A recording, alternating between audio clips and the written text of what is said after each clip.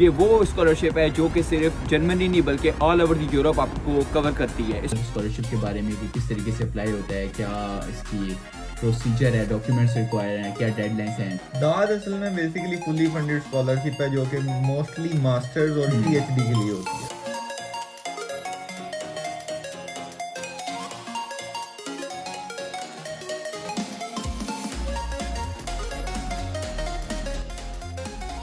Hello ji, अस्सलाम वालेकुम and welcome back to my new vlog. तो सीन कुछ ये है कि आज के इस व्लॉग में मैं आप लोगों को बताऊंगा कि आप जर्मनी में फ्री एजुकेशन कैसे हासिल कर सकते हो।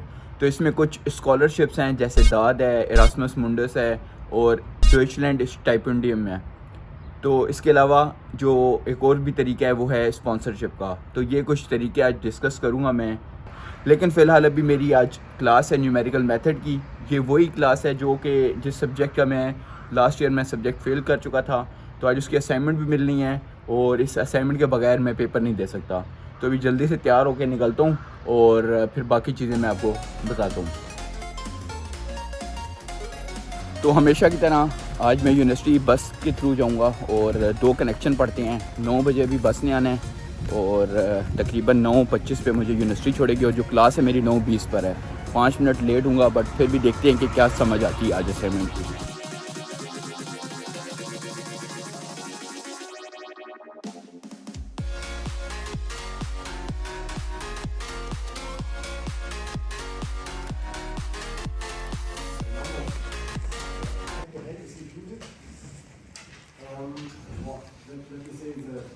तो फाइनली आज असाइनमेंट मिल गई है न्यूमेरिकल मेथड की और इसकी जो सबमिशन है वो तकरीबन 2 महीने की है। आज 18 दिसंबर है और जो हमने सबमिशन करवानी है वो 15 फरवरी है।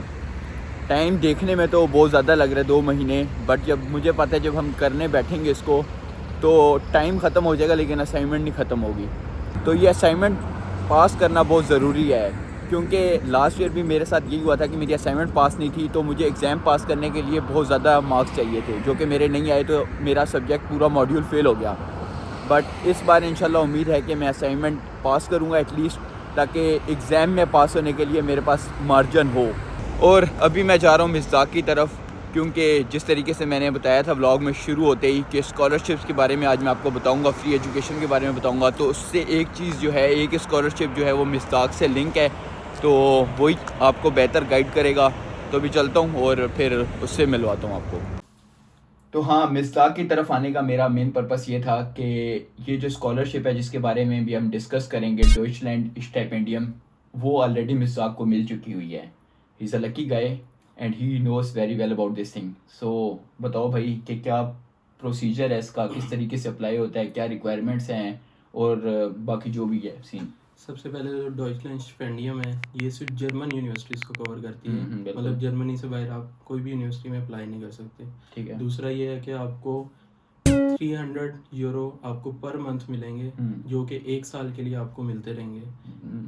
मींस आपको 3600 यूरो पर ईयर आपको मिल मिलेंगे। सकते हैं। ठीक है। और इसके सिंपल एलिजिबिलिटी क्राइटेरिया आपके पास सिर्फ जर्मन यूनिवर्सिटी का एडमिशन लेटर होना चाहिए। ज़बरदस्त। लेकिन मसला ये है कि वो यूनिवर्सिटी इनके साथ एफिलिएटेड हो क्योंकि उसके बगैर तो वो पैसे नहीं मिल सकते। ठीक तो है। आपने ये चेक करना है यूनिवर्सिटी की वेबसाइट से भी और डॉइचलैंड की भी वेबसाइट से भी आप जाके चेक क्रॉस चेक करना है। ठीक है। और अप्लाई करने का सिंपल तरीका है, जब इनकी एप्लीकेशन स्टार्ट होती है तो आपकी यूनिवर्सिटी पे या इनकी वेबसाइट पे जाके भी एक पोर्टल ओपन हो जाता है। उस पोर्टल पे जाके आपने सिंपल एक फॉर्म फिल करना है। मोस्टली जुलाई में ये ओपन होती हैं, बट वो वेरी करता है यूनिवर्सिटी टू यूनिवर्सिटी वेरी करता है। ठीक है। वो पोर्टल पे अप्लाई करना है। फिर पोर्टल पे सिंपल फॉर्म है, उसमें आपने अपनी सब चीज़ें कवर है। करनी है। जो उसमें डॉक्यूमेंटेशन आपने अपलोड करने हैं ये ज़रा बताओ। वो सिंपल है, आपने अपनी सीवी, लेटर ऑफ मोटिवेशन, आपके जो प्रीवियस रिजल्ट्स हैं वो आपने अपलोड करने हैं। और इसमें जो सबसे मेन चीज़ है वो है आपके proof of extra curricular activity. ठीक है। जो कि मेन चीज़ है। आपके पास कुछ भी मतलब स्पोर्ट्स के सर्टिफिकेट हैं, आपके सीपीडी पॉइंट्स हैं, आपके आपने कोई एक्स्ट्रा कोई सॉफ्टवेयर सीखा हुआ है, कुछ मतलब सीखा हुआ है कि वो आपने ज़्यादा उनको बताना है जितना है आपके पास। क्योंकि आपके रिजल्ट्स कार्ड और ये जो एक्स्ट्रा करिकुलर एक्टिविटी इससे आपकी एप्लीकेशन में जाना है, ये मेन चीज़। ठीक है। और अब ये बताओ कि ये कब हम अप्लाई कर सकते हैं। अब और ये यूनिवर्सिटी वेरी करता है। किसी की जून में भी स्टार्ट हो के मतलब जुलाई के शुरू में एंड वो हो आपको जाती है, तो आपने ये देखना देखना पड़ेगा। तो अगर अब ये बताओ कि मुझे पाकिस्तान में मतलब जब एडमिशन न्यू मिलता है उस टाइम भी अप्लाई किया जा सकता है या यहाँ पर जर्मनी आके तब इसका अप्लाई करना है? इसका जो आइडियल टाइम है वो ये है कि जब आपके पास पाकिस्तान में हो और आपके पास एडमिशन लेटर हो तो आप फौरन अप्लाई करें। और इससे मेन फायदा आपको जो होगा, क्योंकि आपको जो लास्ट इस एप्लीकेशन में जो आप पाकिस्तान बैठ के अप्लाई करेंगे उसमें जो काउंट होंगे वो आपके बैचलर्स के ग्रेड काउंट होंगे, जो कि पाकिस्तान में ग्रेड लेना बहुत ही आसान है, अच्छे ग्रेड, तो उस पे स्कॉलरशिप की ज़्यादा आपको मिल जाती है, चांसेस हैं। अगर आप यहाँ पर आकर 1 साल बाद अप्लाई करते हो और आपके मास्टर्स के इतने अच्छे मार्क्स नहीं आते तो वो फिर ज़रा आपके चांसेस कम हो जाते हैं। आपको साल 2 साल के लिए भी स्कॉलरशिप मिल सकती है, बस आपको थोड़ा शार्प होना पड़ेगा और टाइम पे अप्लाई करना पड़ेगा और डॉक्यूमेंट्स तैयार करने पड़ेंगे। लेकिन इस स्कॉलरशिप का एक जो नेगेटिव है चीज़ वो ये है कि ये स्कॉलरशिप मिलने के बावजूद भी आपको ब्लॉक अकाउंट ज़रूर शो करवानी पड़ती है, क्योंकि इसकी जो अमाउंट है वो 300 यूरो है, वो इतनी नहीं है कि वो सारी आपके एक्सपेंस कवर कर सके। सिर्फ ये अकोमोडेशन कवर कर सकती है जो कि 300 तक आपको हो। तो ब्लॉक अकाउंट के लिए, वीज़ा के लिए आपको ज़रूर वो चीज़ अलग से करनी है।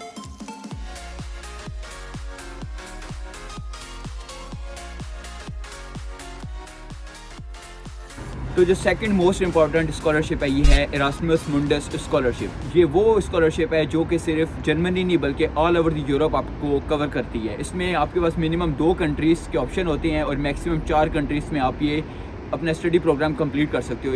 एक्सचेंज प्रोग्राम्स होता है, आपको डिफरेंट कंट्रीज़ में बहुत एक्सपीरियंस मिलता है। तो इसमें मज़े की बात यह है कि आपको 1400 यूरो ये पे करते हैं पर मंथ जब तक आपकी डिग्री कंप्लीट नहीं हो जाती।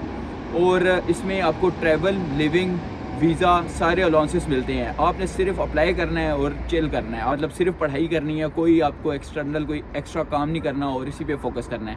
तो इसकी अगर मैं रिक्वायरमेंट्स की बात करूं कि आपको क्या क्या डॉक्यूमेंट्स रिक्वायर होती हैं, तो आपका सिंपल बैचलर्स की डिग्री होनी चाहिए, इंग्लिश प्रोफिशिएंसी सर्टिफिकेट या फिर आइल्स का 6 या 6.5 बैंड होना चाहिए। वो डिपेंड करता है आपकी यूनिवर्सिटी पे और जिस पे आप अप्लाई कर रहे हो। तो ये आपके पास 2 चीज़ें होनी चाहिए, मोटिवेशन ऑफ लेटर होना चाहिए, रिकमेंडेशन लेटर आपके पास होना चाहिए और रिजल्ट्स कार्ड जो प्रीवियस बैचलर्स के हैं वो सारे होने चाहिए। तो और इसका जो अप्लाइंग प्रोसेस है वो भी काफ़ी इजी है। इरास्मस मुंडस की एक स्कॉलरशिप है जिसका मैं लिंक भी डिस्क्रिप्शन में दे दूंगा, उस पर जाकर आपने सर्च करना है। और इसमें मज़े की बात एक और भी है कि इसमें 3000 प्लस स्कॉलरशिप्स हैं और 190 प्लस इसमें जो हैं वो कोर्सेज़ हैं। तो इसमें most of the courses cover होते हैं, इंजीनियरिंग से, IT से, मेडिसिन से। तो इसमें बहुत ही एक वाइड रेंज है। तो इसको आप ज़रूर अप्लाई करें और इसमें आप ज़रूर चांस लें। और इसकी अगर मैं बात करूँ डेडलाइंस की, तो मोस्टली इसकी डेडलाइन अक्टूबर 15 से शुरू होती है और दिसंबर की 1 तक ख़त्म होती है। जो कि इसमें एक और मज़े की बात जो मैं बताना भूल गया वो ये कि ये वो स्कॉलरशिप है जिसमें आपको ब्लॉक अकाउंट की ज़रूरत नहीं पड़ती। जिस तरह डॉइचलैंड स्टाइपेंडियम में 300 यूरो मिलते हैं, लेकिन उसके साथ साथ ब्लॉक अकाउंट बहुत ज़रूरी है। लेकिन अगर इरास्मस स्कॉलरशिप मिलती है आपको, तो आप वीज़ा एम्बेसी में जाकर ये डॉक्यूमेंट दिखाकर आप free without any block account आप जर्मनी में आ सकते हो, बल्कि पूरे यूरोप में आ सकते हो। इसके अलावा आपको अप्लाइंग प्रोसेस के लिए आपको कोई एक्सपीरियंस रिक्वायर नहीं है। आप विदाउट एनी एक्सपीरियंस आप इस स्कॉलरशिप के लिए अप्लाई कर सकते हो। और नंबर लास्ट जो कि बहुत ज़रूरी है, आप इस कोर्स में मैक्सिमम 3 कोर्सेज में आप अप्लाई कर सकते हो एट अ टाइम। तो होप्स हो कि एक ना एक में तो एडमिशन हो जाएगा।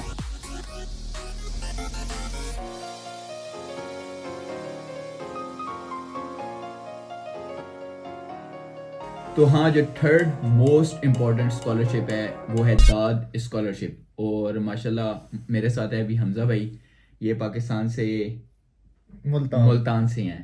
तो इनको मिली भी ऑलरेडी ये स्कॉलरशिप। और ये करंटली अभी आप कौन से प्रोग्राम में पढ़ रहे हैं? मैं CMS में हूँ, LM का ट्रैक है जो कि TU ड्रेसडन में। तो इनको ऑलरेडी मिली भी है स्कॉलरशिप और अभी 1 महीना हुआ है तकरीबन कोर्स स्टार्ट हुआ है। हाँ तकरीबन। तो अभी ये मेरे साथ हैं और ये आपको मज़ीद गाइड करेंगे दाद स्कॉलरशिप के बारे में कि किस तरीके से अप्लाई होता है, क्या इसकी प्रोसीजर है, डॉक्यूमेंट्स रिक्वायर हैं, क्या डेडलाइंस हैं। तो सबसे पहले इंट्रोडक्शन से ज़रा बताएं भाई, क्या मतलब दाद स्कॉलरशिप क्या चीज़ है? दाद असल में बेसिकली फुली फंडेड स्कॉलरशिप है जो कि मोस्टली मास्टर्स और PhD के लिए होती है। बैचलर्स के लिए ये नहीं ऑफर होती। बिल्कुल। इसकी अमाउंट की बात करें तो कितने पैसे? अमाउंट की बात करें तो मास्टर्स के लिए 934 यूरो जो कि ब्लॉक अमाउंट के इक्वल होता है, और PhD के लिए 1200 यूरोस ये पर मंथ मिलते हैं। तो इसके अलावा अगर हम देखें इसकी एलिजिबिलिटी क्राइटेरिया क्या है कि एक स्टूडेंट पाकिस्तान में बैठा हुआ है वो किस तरीके से अप्लाई कर सकता है? एलिजिबिलिटी में आपके पास जो आपकी बैचलर्स डिग्री है वो कंप्लीट होनी चाहिए और बैचलर्स के बाद आपका 2 इयर्स का एक्सपीरियंस एटलीस्ट होना चाहिए। ठीक है।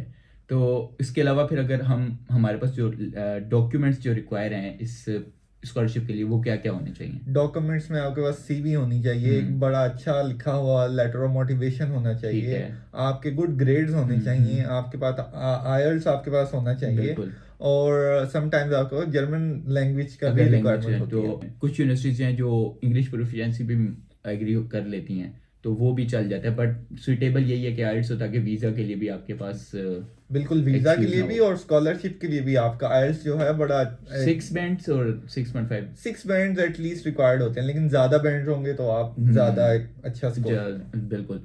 और अगर इसकी मैं बात करूं कि किस तरीके से अप्लाई करना है, क्योंकि ये मेन चीज़ है जिस पे काफ़ी लोग मतलब ढूंढते हैं कि किस तरीके से अप्लाई करना है, क्योंकि आपने किया हुआ ऑलरेडी, तो आप बताएं ज़रा। बिल्कुल, इसका एप्लीकेशन का प्रोसेस बड़ा सिंपल है कि आपने पहले तो एडमिशन अप्लाई करना है जिस भी यूनिवर्सिटीज में आप इंटरेस्टेड हैं, ठीक है, और साथ के साथ आपने स्कॉलरशिप के लिए भी एप्लीकेशन अपनी यूनिवर्सिटी को ही फॉरवर्ड करनी है, ठीक है, आपने दाद को फॉरवर्ड नहीं करनी। बिल्कुल सही है। तो जैसे ही आप यूनिवर्सिटी को दोनों चीजें फॉरवर्ड कर देंगे, यूनिवर्सिटी इवेल्युएशन करती है कि क्या आप इन क्राइटेरिया को मीट करते हैं जो कि दाद रिक्वायर्ड कर रहा है, ठीक है। तो अगर आप उस क्राइटेरिया को मीट करते हो तो फिर दाद का लिंक आपको यूनिवर्सिटी भेजेगी, ठीक है। यहाँ पे आपने वो एप्लीकेशन अगेन पूरा फॉर्मेट के साथ, उनके अलग डॉक्यूमेंट्स होंगे, वही यही चीजें ही हैं, बट दोबारा से अप्लाई करने हैं। ऑलमोस्ट सेम ही होते हैं, लेकिन अगर कुछ एक्स्ट्रा भी रिक्वायर्ड है तो वो आपको इन्फॉर्म कर दिया जाएगा। तो इसकी डेडलाइंस क्या है?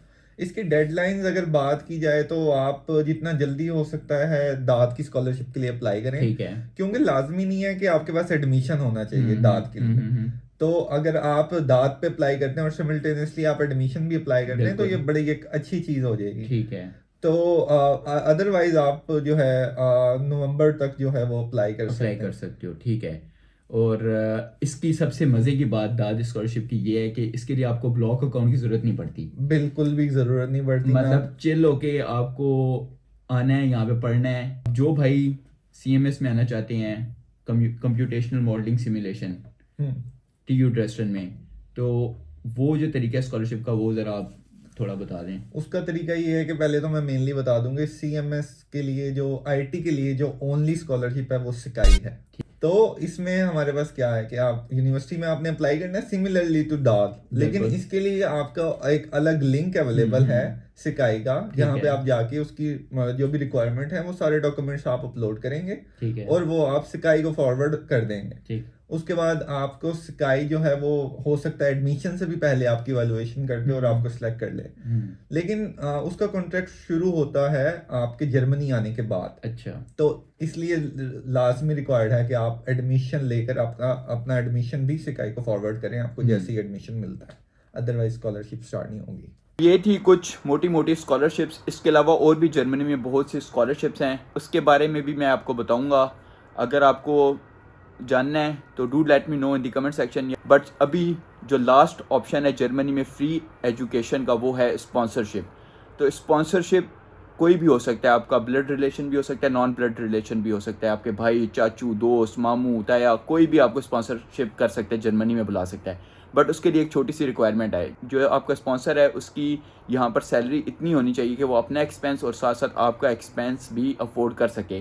फॉर एग्जांपल, अगर उनकी जॉब इतनी है कि वो तकरीबन 2000+ यूरो कमा सकते हैं और उनकी जो एक्सपेंस है वो तकरीबन 900-800 में हो रहा है, और आपको वो ब्लॉक अकाउंट जो 934 यूरो है वो आपको अफोर्ड कर सकते हैं, तो वो फिर वेल एंड गुड है। उसके लिए ज़रूरी नहीं है कि उनको यहाँ पर जर्मनी में सिटीजनशिप होनी चाहिए या PR होनी चाहिए। सिंपल अगर वर्क परमिट भी मिला हुआ है और उस पर इतनी अच्छी जॉब मिली हुई है तो तब भी वो स्पॉन्सरशिप कर सकते हैं।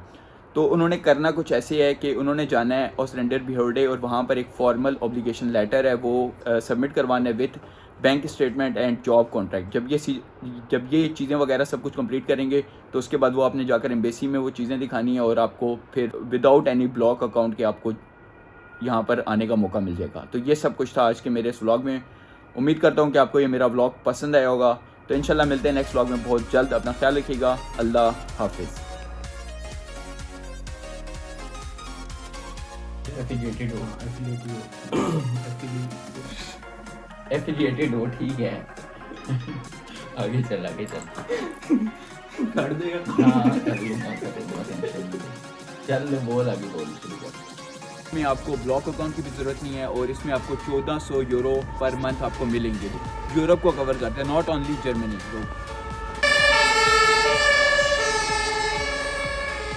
तो बड़ी मेहरबानी जी, आपने इतना कुछ गाइड किया। अगर फिर भी आपको कुछ लोगों को मसला हो किसी भी हवाले से तो ज़रूर डू कॉन्टेक्ट मी।